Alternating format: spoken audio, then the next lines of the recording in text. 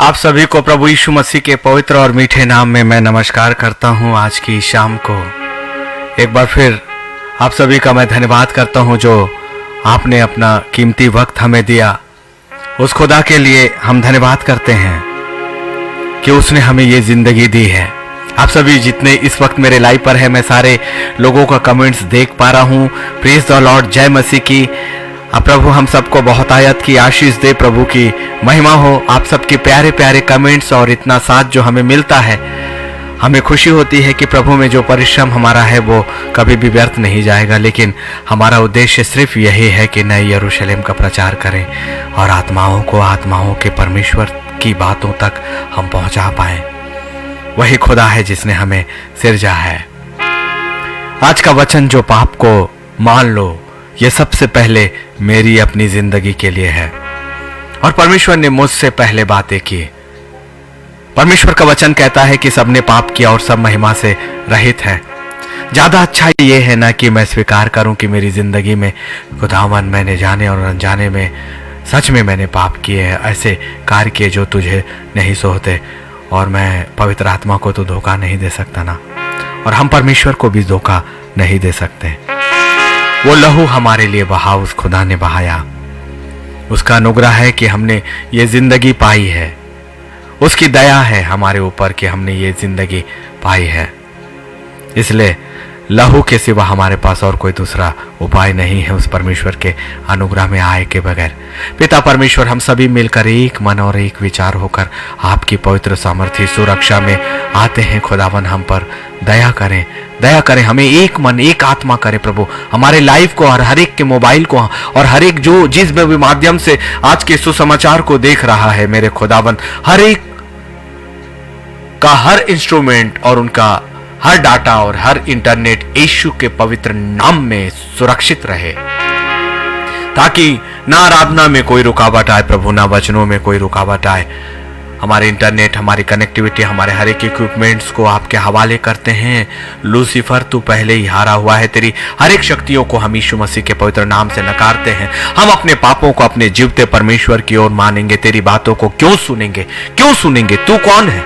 तू कौन है? हमारा परमेश्वर है जिसने हमें ये जीवन दिया है, जिसने हमें ये सांसें दी है और जिसने हमें अधिकार दिया कि हम जब उससे हे पिता, हे अब्बा कहकर पुकारे तो वह हमारी और अपनी दृष्टि करे और हमें क्षमा करे। हमारे लिए वो लहू अभी भी है जो जीवता है, यीशु मसीह के पवित्र नाम में। आमीन, आमीन। आइए, एक गीत है, इसके शब्द आत्मा कहाँ लेकर जाएगा मुझे नहीं पता, लेकिन ये लाइव है और ये लाइव है उस यीशु मसीह के लहू को स्वीकार करना, उसे महिमा देना जो हमारे लिए था, क्योंकि पापों को मानना और उससे शुद्ध होना उसी लहू के द्वारा ही संभव है। आइए आत्मा के साथ उस परमेश्वर की महिमा करते हैं, उसके लहू की महिमा करते हैं। यह आराधना नहीं है, परंतु ये लहू को स्वीकार करना है। पश्चाताप के गीत है ये, और स्वीकारता है कि प्रभु तू मेरे लिए आया है। आइए हम इस गीत को सुनते हैं।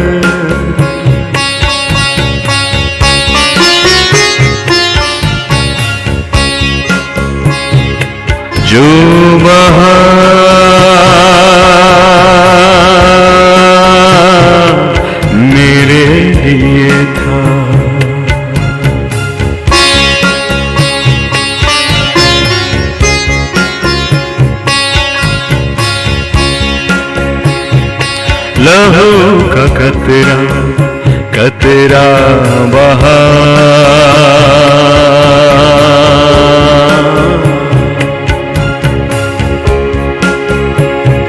लहू का कतरा कतरा बहा,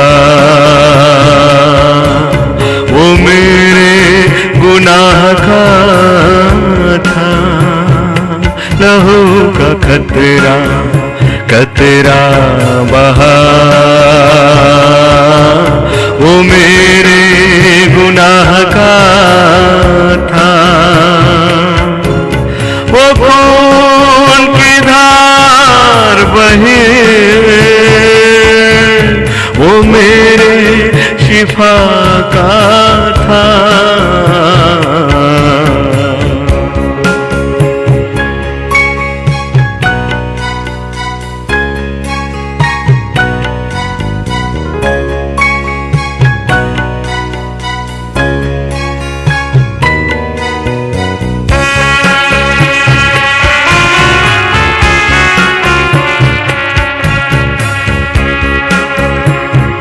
लहू का कतरा कतरा बहा,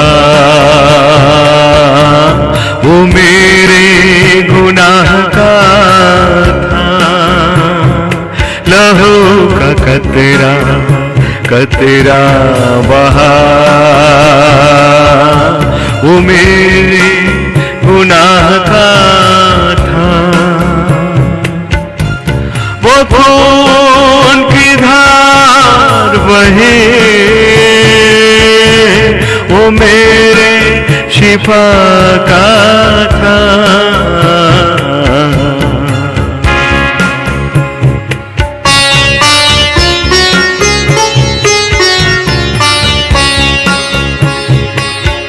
कैसे गिर जाता था यीशु नासरी, सर पर कांटों का ताज वो बोझ लिए।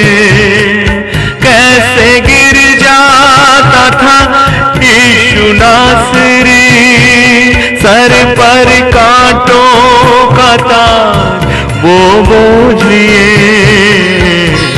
वो खून की धार बहे, वो मेरे गुनाह का था। वो खून की धार बहे, वो मेरे गुनाह का था।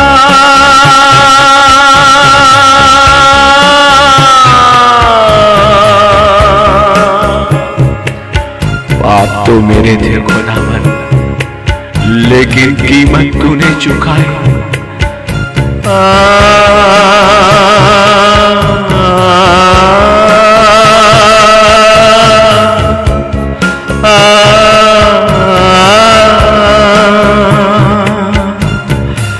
कीमत चुकाए तूने मेरे गुनाह की यीशु। सब कुछ दिया तूने मुझको, मैंने क्या दिया तुझको।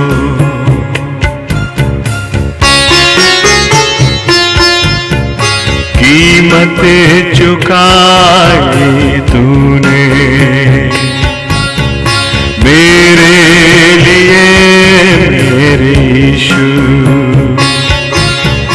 सब कुछ दिया तूने, मैंने क्या दिया तुझको। वो खून की धार बहे, मेरे गुनाह का था। वो खून की धार बहे, मेरे गुनाह का था।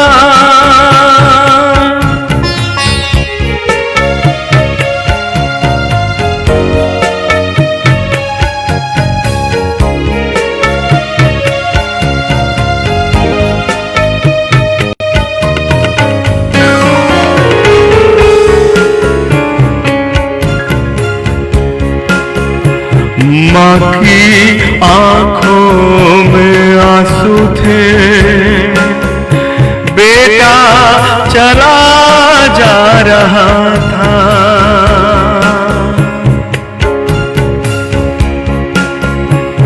माँ की आंखों में आंसू थे, बेटा चला जा रहा था। वो कोड़े जो पीठ पर पड़े, वो मेरी शिफा का था, मेरी शिफा का था। मेरे गुनाह का था। वो पीठ छलने हुए मेरे शरीरों का था। वो पीठ छलने हुए मेरे गुनाह का था। मेरे यीशु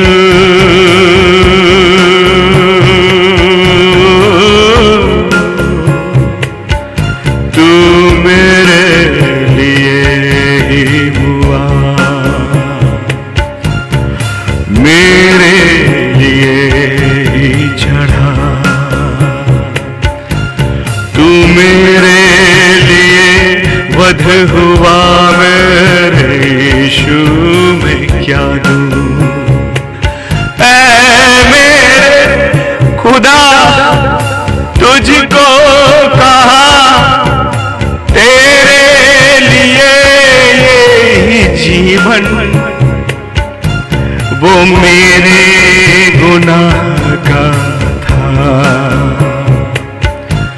ऐ मेरे खुदा तुझको पुकारूं, धो दे मुझे उस लहू से जो मेरे गुनाह का था, जो मेरे गुनाह का था। लहू का कतरा कतरा गिरा,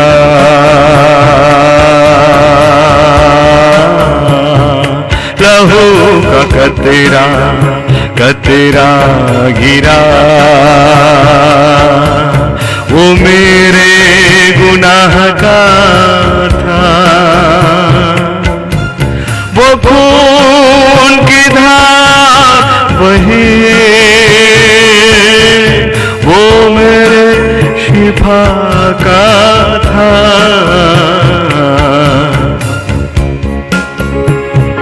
लहू का कतरा कतरा गिरा,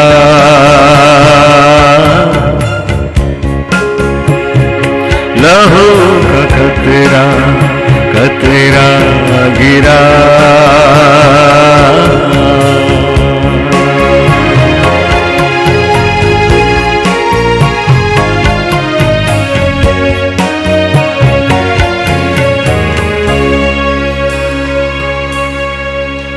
ये तो लाइव महिमा थी अपने परमेश्वर के उस लहू को, जो लहू मेरे लिए बहा, आपके लिए बहा।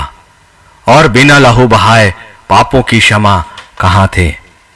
और इसलिए ये केवल परमेश्वर का महान अनुग्रह है, केवल अनुग्रह। वरना आप में और मुझ में इतनी क्षमता कहाँ, इस संसार में कोई और चीज कहाँ जो हमें उस पाप से मुक्त करा सकती है। पाप को मान लो। मैंने कहा खुदावन, जब तूने ये विषय मुझे दिया और जब तूने मुझसे बातें की, यह सबसे पहले मेरे लिए है, मेरे लिए। क्योंकि हमें नए यरूशलेम की तैयारी में जाना है। एक आत्मिक साम्राज्य की ओर हमें लगातार ताकना है। और अब हम शैने शैने गहराइयों में जा रहे हैं। हमारी तैयारियां हो रही हैं उस पवित्र आत्मा के द्वारा। लेकिन सबसे पहले शुरुआत जो हर दिन की तरह पवित्र आत्मा आपको और मुझे देता है कि तू अपनी समझ का सहारा मत लेना, परंतु संपूर्ण मन से परमेश्वर यहोवा पर भरोसा करना। इसीलिए तो अपनी बुद्धि, अपनी समझ, अपनी सोच को हम इसी जगह पर रख दें तो ज्यादा अच्छा है, क्योंकि परमेश्वर के साथ चलना, उसके बुद्धि में चलना, परमेश्वर के साथ चलना, उसके हाथों को पकड़कर चलना, परमेश्वर के साथ चलना, उसकी योजनाओं में चलना, परमेश्वर के साथ चलना, उसकी आंखों से देखना, परमेश्वर के साथ चलना, उसके कानों से सुनना। पाप को मान लो। मैंने कहा कि खुदाबंद, मेरी जिंदगी में तो एक से ऐसे अधिक कार्य होंगे, लोगों की जिंदगी में ऐसे बहुत से कार्य होंगे, तो तूने कहा क्यों नहीं कि पापों को मान लो, पापों को मान लो। आत्मा ने एक ही चीज कही कि मनुष्य लूसीफर की चालाकियों के साथ पैदा हुआ है, उसकी अपनी चतुराई की आत्मा को लेकर। इसलिए स्वर्गीय साम्राज्य के लिए कोई माफी नहीं है, क्योंकि पवित्र आत्मा आपको और मुझे क्षमा नहीं करने वाला है।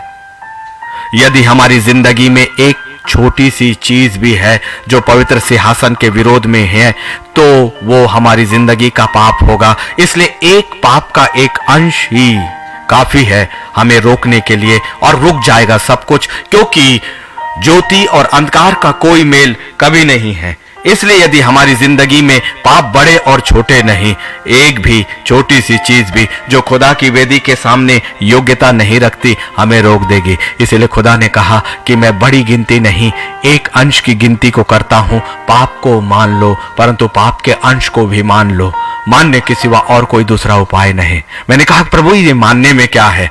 जैसे हम जब अपनी जिंदगी में, संसार की जिंदगी में, जब हमें और कोई दूसरा उपाय दिखाई नहीं देता और कहीं से बचने का कोई रास्ता हमें नजर नहीं आता, हमारी सारी गलतियां जब पकड़ी जाती हैं और फिर हमारे पास कहने को कुछ नहीं होता, तो संसार की छोटी बड़ी चीजों के लिए, संसार के लोगों के सामने हम अपनी बातों को स्वीकार करते हैं कि मैंने ये जिंदगी में ये आपके साथ किया या लोगों के साथ किया, संसार की बातों में, तब जब हमें कोई और दूसरा रास्ता नहीं दिखाई देता। वरना मनुष्य का स्वभाव प्रारंभ से यह रहा है कि मनुष्य के अंदर एक झूठ बोलने वाली आत्मा है, अपने आप को छिपाने वाली एक आत्मा कार्य करती है। लूसीफर बहुतायत से हमारी जिंदगी में कार्य करता है, जो हमें हमारे पापों, हमारे अपराधों को मानने नहीं देता। और यह भी एक दुष्ट आत्मा है जो आपको स्वीकार करने से दूर करती है। इसीलिए तो खुदा ने वो आराधना मुझे दी, और मैंने लहू को, जो खुदा का लहू है, जो सूली है, और उसके उस क्रूसिफिकेशन को और उसके उन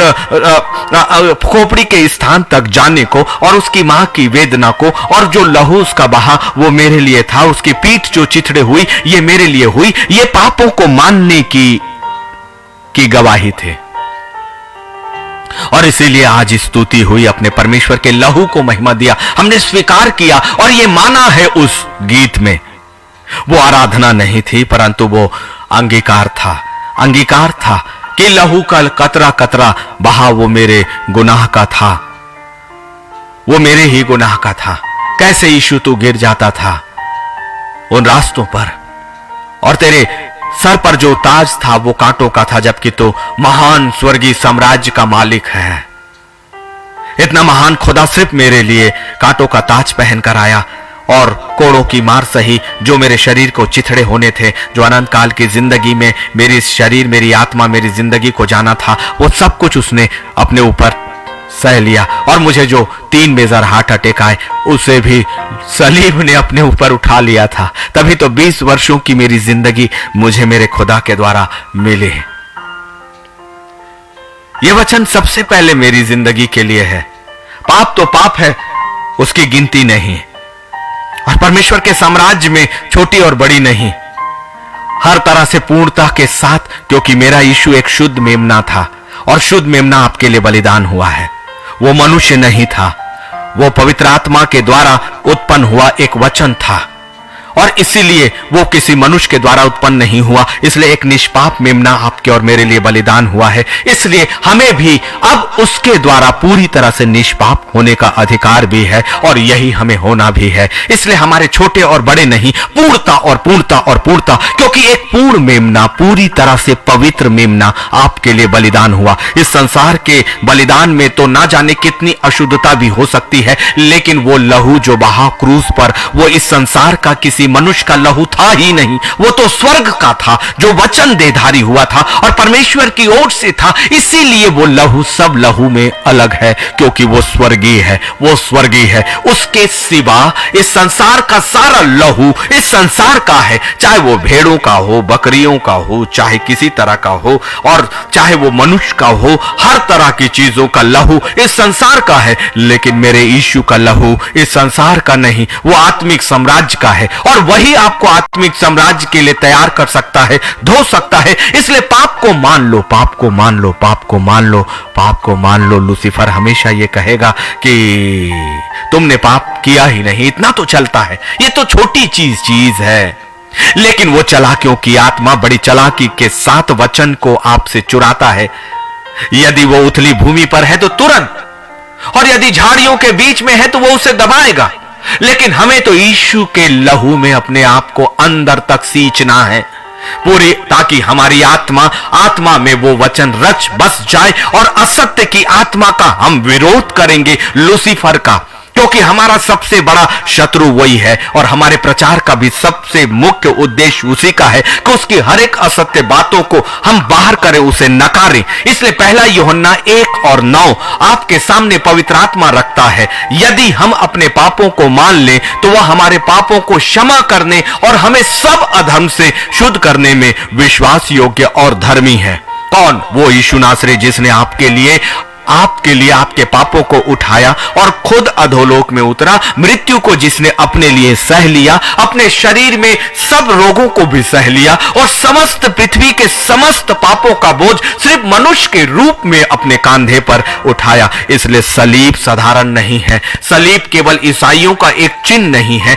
यह अनंत जिंदगी का एक चिन्ह है, अनंत जिंदगी का चिन्ह है। इसलिए अपने पापों को मान लो, अपने पापों को मान लो। क्यों? क्योंकि पहला यूहन्ना 1:9 आपसे और मुझसे इस बात को कहता है कि यदि हम अपने पापों को मान लें, एक ही चीज तो इस वचन के अनुसार, केवल पापों को मान लो, स्वीकार कर लो उस ऊंचे सिंहासन के सामने। और यह स्वीकार्यता मनुष्य के सामने भी नहीं है, इसलिए अकेले में अपने परमेश्वर के सामने गिड़गिड़ाते क्यों नहीं, अपने आंसुओं को अपने परमेश्वर के सामने रखते क्यों नहीं? उस अद्वैत परमेश्वर जिसके दृष्टि में सब कुछ है, जिससे कुछ भी नहीं छुपा, यहां तक कि हमारे मन की सोच, हमारे विचार भी उस खुदा से कभी नहीं छिपे, तो मानने के सिवा हमारे पास उपाय ही क्या है? और उपाय भी तो यही है, वचन के अनुसार भी यही है कि पाप को मान लो। बहुत ही सरल, सबसे सरल कि उसे हम ऊंचे सिंहासन के सामने अपने यीशु मसीह के बलिदान के द्वारा मान लें। आपकी जिंदगी के छोटे और बड़े पाप लूसीफर आपको दिखाएगा,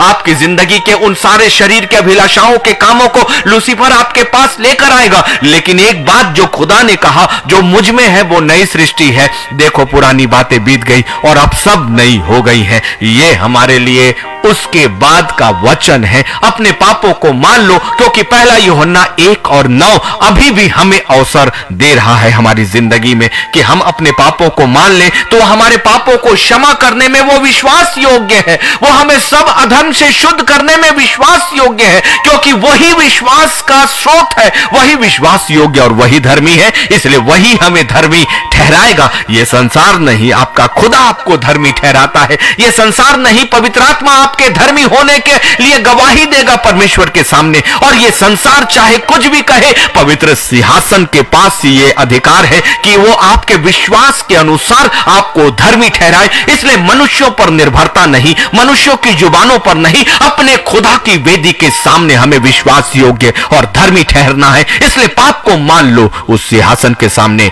यीशु नासरी के सामने, और पवित्र आत्मा की सहायता में आहें भर भर कर वो आपकी ओर से, उस खुदा की ओर से, उस खुदा के सामने वो आपकी ओर से विनती करने के लिए तैयार बैठा है कि कब आप उस पवित्र आत्मा को एक मित्र के रूप में कहें कि वह पवित्र पवित्र मेरे मित्र, मेरे परमेश्वर, मेरे खुदावन, मेरे साथी, मेरी ओर से आप खुदा के पवित्र वेदी के सामने, उस सिंहासन के सामने मेरी प्रार्थना तो पहुंचाएं, क्योंकि आप नहीं जा सकते नई यरूशलेम अभी, लेकिन आपकी ओर से आपका एक सहायक जो यीशु मसीह के जाने के बाद पिता परमेश्वर के अनुग्रह से आपको मिला है, वो इस पृथ्वी पर भी है और स्वर्ग में भी है। वो स्वर्ग में भी जा सकता है और पृथ्वी पर भी आ सकता है। स्वर्ग से उन बातों और दर्शनों को आप तक लेकर आ सकता है। परमेश्वर के सिंहासन और उसकी आवाज को आपके अंदर, आपके कानों तक पहुंचा सकता है और आपकी जुबान के शब्दों को सीधे सिंहासन के सामने लेकर जा सकता है। और कोई प्रार्थना योद्धा इस बात को नहीं कर सकता,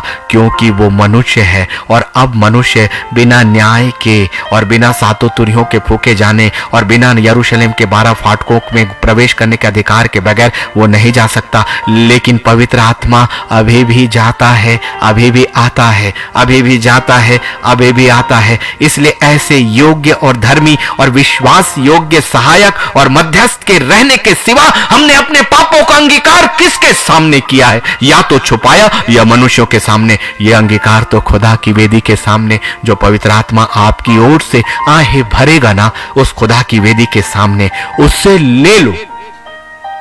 यही तो सत्य है जो लूसीफर ने आपकी जिंदगी से चुरा कर रखा है। क्योंकि यदि कोई मनुष्य ये कहता है कि मैंने पाप नहीं किया, तो वो झूठ कहता है, वो झूठा है। क्योंकि पहला यूहन्ना 1:10 में आपके सामने रखता हूं, वचन ही अपना प्रचार आपके सामने कर रहा है। पवित्र आत्मा ही अपनी बातों को आप तक लेकर आ रहा है। क्योंकि पवित्र आत्मा नीति वचन 3, 4 और 5 और 6 में कहता है कि तू अपनी समझ का सहारा मत लेना, परंतु संपूर्ण मन से परमेश्वर यहोवा पर भरोसा रखना। मेरे खुदा के प्रिय लोगों, मेरे खुदा के प्रिय लोगों, यीशु के अपने भाई और बहनों और पवित्र परमेश्वर के द्वारा चुने हुए और बुलाई गई आत्माओं, जो तैयारी आपके नए यरूशलेम की है, ईमान के साथ और ईमानदारी के साथ ये प्रचार आपके बीच खरा खरा वैसा ही है जैसा आत्मा में मैं प्राप्त करते चले जा रहा हूं। यदि अगले ही घंटे में इस प्रचार को करूंगा, पवित्र आत्मा मुझे एक नया प्रचार देगा। यकीन माने, हमें नए यरूशलेम की तैयारी की ओर बढ़ना ही होगा। हम समझौता कर ही नहीं सकते। आत्मिक जिंदगी से कभी कोई समझौता नहीं, इस संसार से कभी कोई समझौता नहीं। संसार के रिश्तों से बढ़कर एक स्थायी रिश्ते की ओर देखिए। यदि हम में सच में बुद्धि है, यदि हम में सच में योग्यता है, यदि हम में सच में समझ है, तो सच में हमें उस खुदा के सिंहासन के सिवा और किसी बातों से कभी भी कोई समझौता नहीं। मेरा परमेश्वर यदि मुझे मिल गया तो अनंत काल की जिंदगी मिल गई। इस संसार की सारी बातें यदि हम प्राप्त भी कर लें तो वो मिट्टी है भाई, वो मिट्टी में मिल जाएगा। कल हमने देखा ना, अपने लिए संसार में धन इकट्ठा मत करो। धन का मतलब वो सारी लालसाएं भी उसी में है, वो भी एक धन के समान है। किसी को पाने की इच्छा, धन को पाने की इच्छा, संपत्तियों की इच्छा, पद प्रतिष्ठा, सारी बातें जो मनुष्य की जिंदगी के साथ जुड़ी हैं। लेकिन मेरा यह प्रचार कतई भी नहीं है कि परमेश्वर के लोगों की जिंदगी में वो बातें नहीं होती। जब परमेश्वर के लोग शैतान और लूसीफर और शरीर के लालसाओं पर जयवंत होते हैं, तो परमेश्वर अपरंपार आशीष इस दुनिया में देता है। नहीं तो यूसुफ प्रधानमंत्री नहीं बनता, नहीं तो दाऊद राजा नहीं बनता, नहीं तो शाऊल भी राजा नहीं बनाया जाता, ये अब्राहम उतना उन्नत नहीं होता। बढ़ती और बढ़ती इसहाक भरे हुए अकाल में, जहां 7-7 वर्षों से अकाल पड़ा था, उसी फटी हुई जमीन पर, उसी सूखी हुई जमीन पर 100 गुना प्रतिफल अर्थात फसल नहीं काटता। परमेश्वर का वचन अपने आप में एक सामर्थ है, उसका वचन कभी भी खाली नहीं गया। मेरे परमेश्वर का वचन आशीषों का वचन है, मेरे परमेश्वर का वचन सुरक्षा का वचन है, मेरे परमेश्वर का वचन क्षमा का वचन है, मेरे परमेश्वर का वचन अनुग्रह से भरा हुआ है, मेरे खुदा का वचन प्रेम से भरा हुआ है। जब तक कि वो सातों तुरहियां फूकी नहीं जाती, अभी भी मेरे और आपके पास अवसर है, अभी भी अवसर है अपनी जिंदगी की छोटी छोटी अभिलाषाओं से एक बड़ी जिंदगी को हम नकार नहीं सकते। नए यरूशलेम का प्रचार है ये, और नया यरूशलेम वही जाएगा जो अपने पापों को मान लेगा। नया यरूशलेम का रास्ता वही तय करेगा जो अपने पापों को मान लेगा। और लूसीफर आपके ऊपर आपके पापों को लादता है, लेकिन मेरा खुदा आपके ऊपर से आपके पापों को उठाता है। लूसीफर आपके विचारों को लादता है, लेकिन मेरा खुदा अपने पवित्र वचनों से आपको शांति देता है। इसीलिए खुदा ने एक बात कही कि मैं वो शांति तुम्हें देता हूं जो संसार तुम्हें नहीं देता है। यकीन करें, पहला यूहन्ना उसका पहला अध्याय और उसका 10वां कलाम, यदि कहें कि हमने पाप नहीं किया तो उसे झूठा ठहराते हैं और उसका वचन हम में नहीं। यदि हम ये कहते हैं कि हम में कोई पाप नहीं तो स्वर्ग और स्वर्ग की हर एक बातों को हम झूठा ठहराते हैं और उसका वचन हम में नहीं है। क्योंकि यदि खुदावन का वचन आपके अंदर है तो वो वचन आपको यीशु के बलिदान के विषय में बातें करेगा। यदि खुदा का वचन आपके अंदर है तो खुदावन के चिथड़े हुए पीठ के विषय में वो आपसे बातें करेगा। यदि खुदा का वचन आपके अंदर है तो उसके मरियम की कोख में आपके लिए मनुष्य के रूप में आए जाने को वो प्रचार करेगा। यदि वचन आपके अंदर है तो यीशु के बहते हुए लहू को आप अपने शरीर में अनुभव करेंगे। जैसे एक दिन जब मैंने प्रार्थना करी, पवित्र पवित्र पवित्र आत्मा, मुझे उस यीशु के उस क्रूस के नीचे जाना है। वो दर्शन, आपने कौन कौन से दर्शन को देखा? आपने ये कहा कि ब्रदर मेरी जिंदगी के साथ क्या होने वाला है, ब्रदर आने वाले समय में कहां होने वाला है, ब्रदर मेरा जो तोता उड़ा हुआ है वो किस डंगाल पर बैठा है, ब्रदर मेरे लिए जमीन होगी कि नहीं, भाई पास्टर जी मेरे लिए ये कोर्ट केस आजाद होगा कि नहीं। ये सारे दर्शन तो इस संसार के हैं जो खुदा के द्वारा वैसे ही पैरों के नीचे हैं। दर्शन मांगिए यीशु के लहू का, दर्शन मांगिए दाऊद के साथ चलने का, दर्शन मांगिए इब्राहिम की जिंदगी का, दर्शन मांगिए यूसुफ की जिंदगी को देखने का,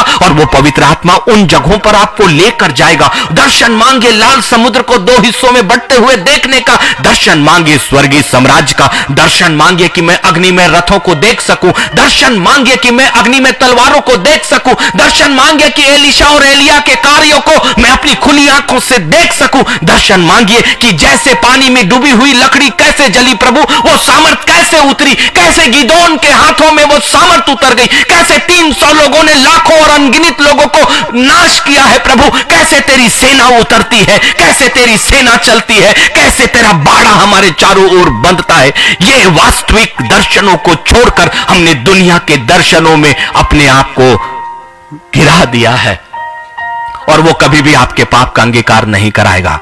दर्शन तो तब आपके पापों का अंगीकार करेगा जब यूसुफ की जिंदगी की पवित्रता आप देखोगे और महसूस करोगे, और पवित्र आत्मा उनकी आत्मा की पवित्रता को आपकी आत्मा के साथ शामिल करेगा। दर्शन आपके पाप के स्वीकार तो तब होंगे जब दाऊद के पास जो सामर्थ थी, जो आत्मा थी, जो पवित्र आत्मा थी, और दर्शन तो उन बातों को आपके पाप को स्वीकार करेगा कि कैसे शिमशोन ने जब पाप किया तो खुदा की सामर्थ और उसका अभिषेक उठ गया, और कैसे उसने जब अंगीकार किया तो खुदा की आत्मा और अभिषेक बढ़कर उसे प्राप्त हुआ। यह दर्शन क्यों नहीं? शिमशोन का पाप का अंगीकार उसकी सामर्थ को वापस लेकर आता है।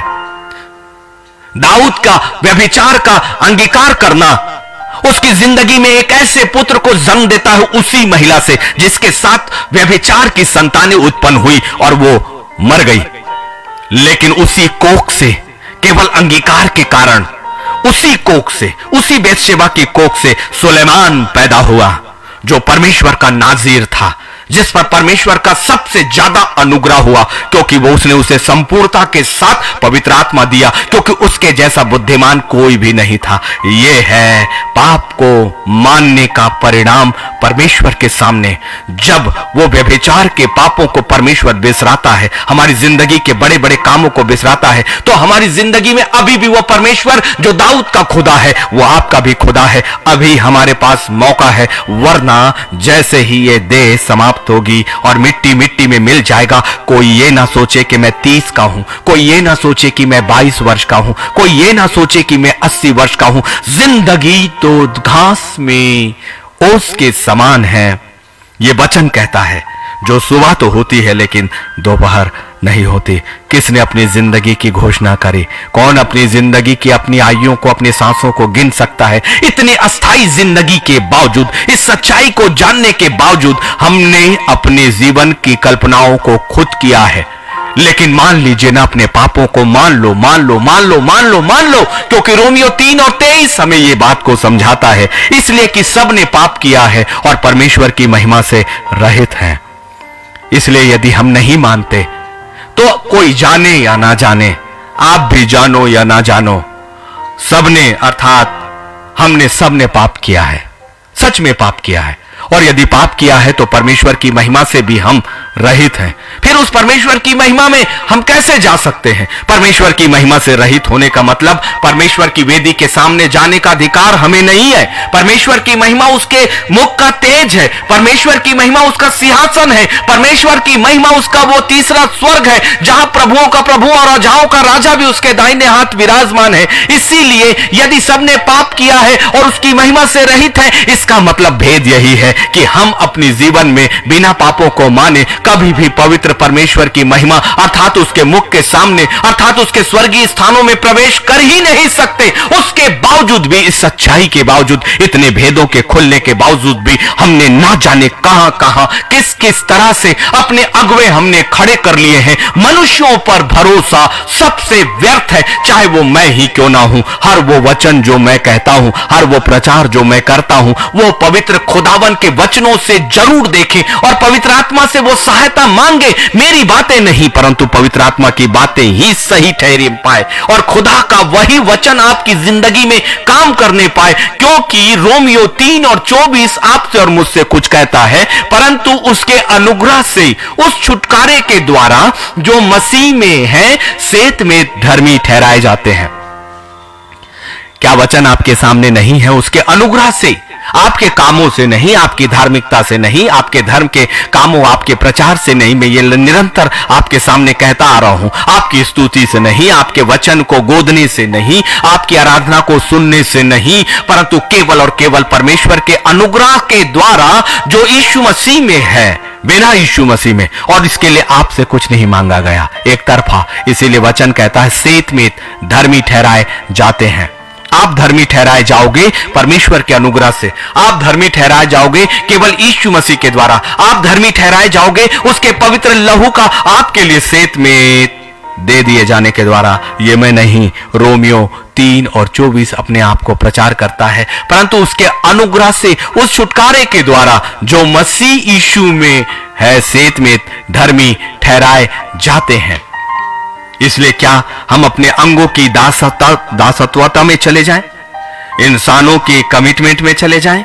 इंसानों की भावनाओं की चिंता हम करें और मेरे खुदा की भावना और उसके प्रेम के बराबर कोई दूसरा प्रेम और कोई भावना हो सकती है क्या? इस संसार में कोई भी है, कितने आत्मिक लोग भी हैं, लेकिन सांसारिक रिश्तों के पीछे वो अपने खुदा के रिश्तों को, शारीरिक जरूरतों के पीछे अपने खुदा के उस शरीर के बलिदान को हम बार बार नकारते हैं। कितने भी बड़े से बड़े धर्म के अगुवा भी हो गए, रुपयों, पैसों, धन संपत्ति के पीछे हमने अपने आप को उन भेड़ों के सामने कैसा लाकर खड़ा किया है। क्या खुदा हमारा न्याय नहीं करेगा? क्या हमें जो खुदा के वचन को जानते हैं उस अनंत काल की झील और परमेश्वर के न्याय का बिल्कुल भी भय नहीं? वैसा ही तो हम कर रहे हैं जैसे नूह के समय लोगों ने किया, हम में और उनमें फर्क कहां? जैसे लूत के समय लोगों ने किया, हम में और उनमें फर्क कहां? लेकिन सबसे बड़ा फर्क अब परमेश्वर के अनुग्रह में है कि उस समय के लोग नाश किए गए, लेकिन अभी के लोग बार बार बचाए जाने के लिए परमेश्वर के द्वारा चिताए जा रहे हैं। ये चेतावनी है हमें। इसीलिए कुलुस्सियों 3:5 कहता है, अपने उन अंगों को मार डालो जो पृथ्वी पर हैं। ये मैं नहीं, खुदा का कलाम आपसे कहता है, अपने उन अंगों को मार डालो जो पृथ्वी पर है। कुलुस्सियों की किताब उसका 3 अध्याय और उसका 5वां पद। परमेश्वर अपने आप को आपके सामने खुद बातों में लेकर आता है। पवित्र आत्मा खुद अपने वचन को आप तक लेकर आता है। हुआ है, मैं कोई भी नहीं होता, मैं केवल एक माध्यम और माध्यम के सिवा कुछ भी नहीं। इसलिए अपने उन अंगों को मार डालो जो पृथ्वी पर है। क्या क्या है? अर्थात व्यभिचार, अशुद्धता, दुष्कामना, बुरी लालसा और लोभ को जो मूर्ति पूजा के बराबर है। हमने अपने ईश्वर बना लिए हैं बहुत से। व्यभिचार की जिंदगी में हमने अपने शरीर को, अपने सोच को दिन और रात उन्हीं विचारों में डालकर हमने उन्हें एक देवी और देवता के समान मान लिया।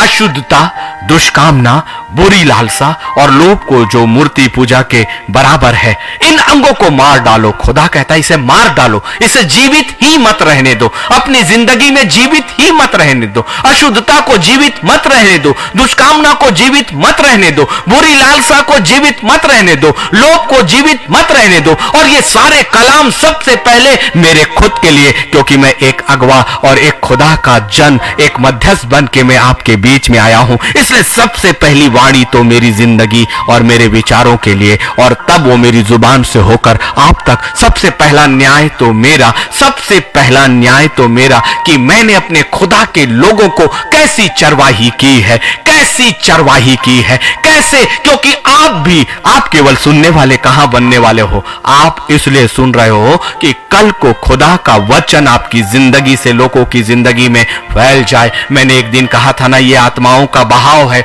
अभी मैं इस जगह पर हूं, मेरे ऊपर भी कभी कोई था, किसी ने मुझे वचन को सुनाया, किसी ने मुझे सत्य तक पहुंचाया, किसी ने मेरे लिए प्रार्थनाएं की, किसी ने मेरे लिए उपवास रखा। वही दायित्व अब मेरा है और वही दायित्व तो आपका है। इसलिए हमने ये भी तो प्रचार किया था ना कि अब हमें अगुआ बनना है। आपने आराधक बनने की योजना बनाई, अगुआ बनिए। आप प्रार्थना योद्धा बनने की योजना बनाते हो, अगुआ बनो। और इन सारी बातों के लिए एक अगुआ खुद की जिंदगी और अपने पीछे सारी भीड़ के पीछे वो कहता है कि पापों को मान लो। इसीलिए तो मूसा ने 1000 बार इस्राएलियों के लिए खुदा की वेदी के सामने गिड़गिड़ाया और उनके पापों के लिए खुद क्षमा मांगी, खुद परमेश्वर के सिंहासन के सामने आया। इसीलिए तो यूसुफ ने भी ना जाने कितने लोगों के लिए एक मध्यस्थता की प्रार्थना करी और एक अगुआ बना, ताकि भूख और अकाल के समय खुदा के लोगों को, उसके वचन को वो पूरा कर सके, जो खुदावन ने अब्राहम से वाचा बांधी थी कि वो अनंत काल तक वो जातियां रहेंगी,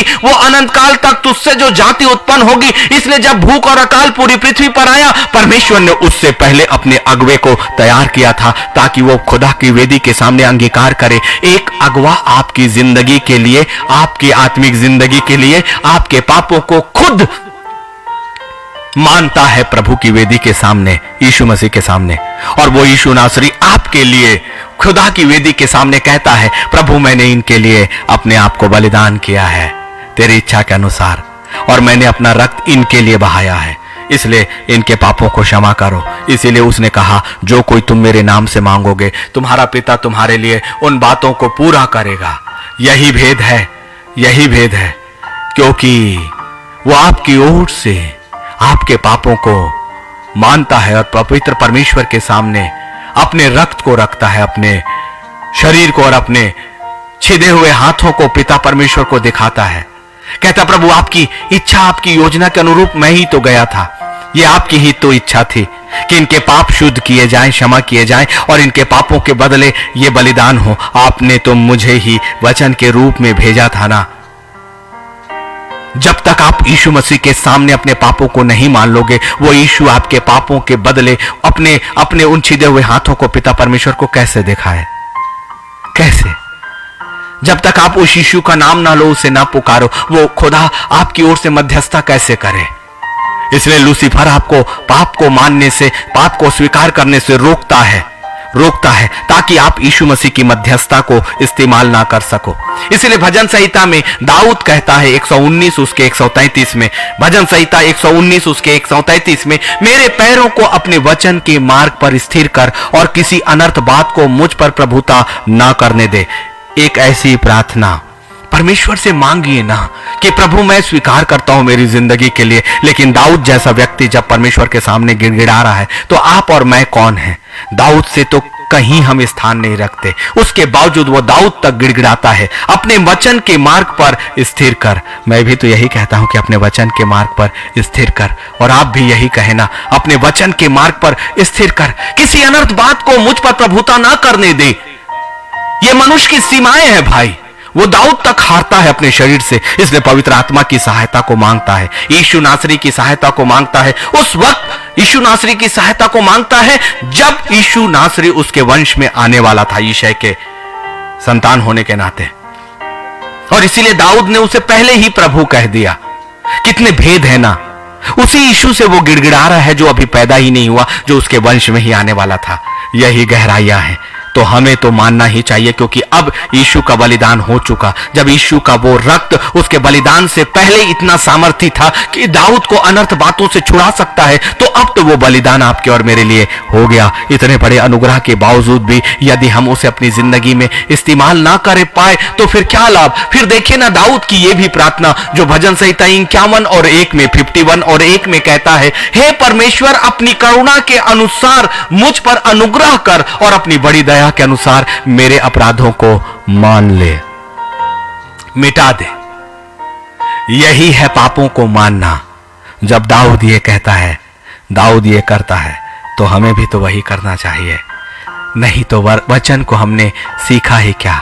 वचन हमारा मार्ग है, इसीलिए वही सत्य है, वही दीपक है और वही हमें हमारे पापों को खुदा के पवित्र वेदी के सामने रखने को कहेगा। और आपके लिए अभी मौका है। शुद्धता अधिकार हमारा है। हमारे पापों की क्षमा का अधिकार अभी हमें है। हमारे पापों की क्षमा का कार्य पूरी तरह से यीशु मसीह ने पूर्ण कर दिया है। उसके नाम को लेना और सेत मेत हमारे लिए जो उपाय है उसको लेना हमारे सामने है। इसलिए भजन संहिता 51 और 3 कहता है, मैं तो अपने अपराधों को जानता हूं और मेरा पाप निरंतर मेरी दृष्टि में रहता है। एक बार फिर से अंगीकार, अपने पापों को मान लो, मान लो, मान लो। दाऊद के समान जैवंत जिंदगी, दाऊद का शरीर तो समाप्त हुआ, लेकिन आपके और मेरे लिए अब अनंत काल की जिंदगी हमेशा के लिए रखा हुआ है। इसलिए सबसे अधिक श्रेष्ठ इन बातों पर है कि हमारी सहभागिता किसके साथ है, अंधकार के साथ कि खुदाबंद की भेदी के साथ है। हम पापों को माने या पापों को ढांपें, यदि पाप हमारे अभी ढांपेंगे तो एक दिन न्याय के सिंहासन के सामने वो खुलेगा और फिर हमारे पास दोबारा कोई मौका नहीं। क्योंकि पहला पत्रस 2 अध्याय उसका 24वां कलाम आपसे और मुझसे कुछ बातों को कहता है। वह आप ही हमारे पापों को अपनी देह पर लिए हुए क्रूस पर चढ़ गया। आपके पाप को लिए हुए वो क्रूस पर पहले ही चढ़ गया, जिससे हम पापों के लिए मर के धार्मिकता के लिए जीवन बिताएं। जब यीशु का बलिदान पहले हो चुका तो इस वचन के अनुसार जो पहला पत्रस उसका 2 और 24 कहता है, वो आप ही आपके बिना जाने, इसलिए कहा आप ही आपके बिना डाले, आपके बिना जाने, आपकी उत्पत्ति से हजारों वर्ष पहले ही खुदावन ने आपके लिए उपाय किया। इसीलिए तो मैं कहता हूं आत्मिक जिंदगी और सांसारिक जिंदगी में जमीन और आसमान का अंतर है। आत्मिक चीजें किसी समय और सीमाओं में बंधी हुई नहीं है, क्योंकि वो जगह अल्फा और ओमेगा की जगह है, अनंत से अनंत तक। इसलिए आप ये विश्वास करें। आप में से बहुतेरे हैं जो ये सोचते होंगे कि मेरी जिंदगी तो अभी है, फिर मेरी छुटकारा पहले क्यों हुआ? इसलिए क्योंकि सृष्टि के निर्माण के साथ ही आपका निर्माण हो चुका था। आपकी माता के गर्भ में एक मनुष्य के शरीर में आप बाद में आए, लेकिन आपकी आत्मा का हिस्सा खुदा ने एक साथ पहले ही बांटा। इसीलिए आदम के साथ आपके पाप भी यीशु ने अपने ऊपर उठाए और आपके बाद आने वाली हजारों पीढ़ियां, जिस दिन तक पवित्र परमेश्वर अपने न्याय के साथ ना आएगा, क्योंकि वो दिन तो अभी भी हो सकता है, अगला पल भी हो सकता है। इसलिए हम उन वर्षों की घोषणा नहीं करेंगे, परंतु ये विश्वास करेंगे कि मेरे यीशु के आने तक वो सारे पाप जो स्वीकार किए जाएंगे, जो माने जाएंगे, उसके क्रूस के साथ उसकी देह पर चढ़ाए गए हैं। और इसीलिए उसके हम पाप के लिए मरकर धार्मिकता के लिए जीवन बिताएं, क्योंकि उसी के मार खाने से तुम चंगे हुए हो। ये पहला पत्रस 2 और 24। प्रभु हम सबको बहुत आयत की आशीष दे। प्रभु हम आपके सामने अपने पापों को स्वीकार करते हैं। खुदावन आपकी वेदी के सामने टूट कर आए हैं मेरे परमेश्वर। हमारे पापों को क्षमा करें। हमारे जाने और अनजाने हर एक कार्य, चाहे वो शरीर के हो, आंखों के हो, अभिलाषाओं के हो, हर बात आपके सामने है। पूरी जिंदगी और केवल आपकी आज्ञा हमारी जिंदगी का आधार, आपका रास्ता हमारी जिंदगी का रास्ता। इस संसार की कोई भी ऐसी चीजें जो हमें नरक की ओर ले जा सकती है, हमारी आत्मिक जिंदगी को खत्म कर सकती है, ऐसी बातें हमसे दूर करना प्रभु। और जो हमारे लिए शुद्ध और पवित्र है, जो हमारी जिंदगी के लिए आपकी योजनाएं हैं, उन योजनाओं, उन जीवन को, उन साथी और उन रिश्तों को, उन परिस्थितियों को आप हमारी जिंदगी के साथ लेकर आएंगे। और हमारा भरोसा हमारे जीवते परमेश्वर पर है। अपनी समझ को हम क्यों सहारा लें, जबकि हमारे पास हमारा खुदा हमारी सुरक्षा के लिए है। प्रभु यीशु मसीह के पवित्र नाम में आमीन, आमीन और आमीन। मैं आप सभी का एक बार फिर से धन्यवाद करता हूं। और अब 2 दिन विश्राम का, क्योंकि विश्राम के दिन रविवार आप अपनी कलीसिया में अपने पासबान के द्वारा और एक सहभागिता, भौतिक सहभागिता, शारीरिक सहभागिता, झुंड में जुटना, अपने परमेश्वर की वेदी के सामने आना, आराधना में आना सच्चे मन से। और कल तैयारी करें रविवार की, और फिर सोमवार एक नए कलाम के साथ, नई योजनाओं और नए अद्भुत गीतों के साथ हम फिर से हाजिर होंगे। प्रभु हमें आशीषित करे। और यदि प्रभु ने हमारी जिंदगी तय करी है तो निश्चित तौर से हम अंगीकार करते हैं, ताकि यदि वो खुदा हमारी सांसों को, गिनती को बंद करे तो उसकी वेदी के सामने हम जाने की योग्य हो सके। आइए तैयारी करें अपनी जिंदगी के लिए और खुदा की योजनाओं के लिए। प्रभु हम सबको बहुत आयत की आशीष दे। जय मसीह के।